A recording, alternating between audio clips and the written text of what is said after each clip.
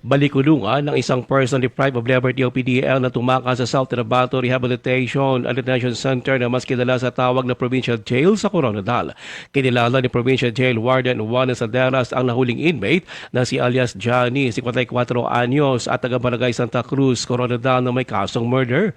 Ayon pa kay Saderas, ang tumakas na inmate na anya ay mentally ill ay sumasa ilalim ngayon sa treatment. Siya ay nahuli ng PNP at mga jail guards sa tabing daan sa Barangay Zone 3 pasado alas 8 ng gabi kamakalawa. Ayon pa kay Saderas, nakatakas ang PDL dakong alas 11 ng gabi nitong Marso 25. Nadiskubre ng mga jail guard na kulang na kanilang mga PDL na magsagawa ng head count. Nang hindi makita sa provincial jail compound ang tumakas na preso, humiling na sila ng tulong sa PNP.